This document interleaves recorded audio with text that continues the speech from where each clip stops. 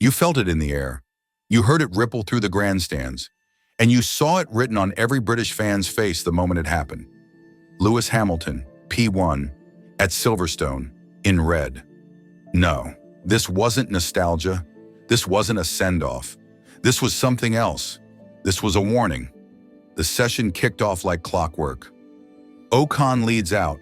Traffic chaos. GPS software crashes. Classic Silverstone Friday. Hamilton? He was buried down in 12th. Caught in traffic. A whisper on the timing screens. Ricardo Adami's voice crackles over the radio. It was a good lap up to there. No frustration from Lewis. Just focus. And then, bang. 1:26.892, P1, and the crowd? They lost their minds. Flags waved like blades in the wind. The roar echoed through cops. It didn't matter it was just Friday, because it wasn't just Friday. This was Lewis Hamilton in a Ferrari, at home, back on top, if only for a session, and British fans treated it like a victory. Here's the thing nobody at Ferrari, or even F1, will say aloud. That lap wasn't just about setup or soft tires or new floors. It was Hamilton making a declaration of intent.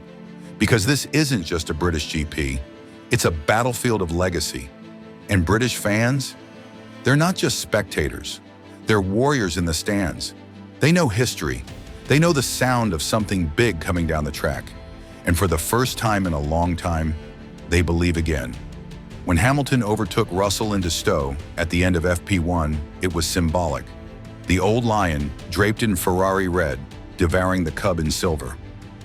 British fans didn't flinch. They stood, because they don't care about contracts or team orders.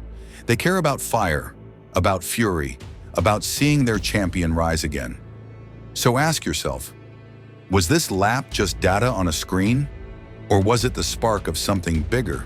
If you felt it, if that moment gave you chills, if you believe that Lewis Hamilton might just be about to shock the world in red, like this video like the crowd lit up turn 1.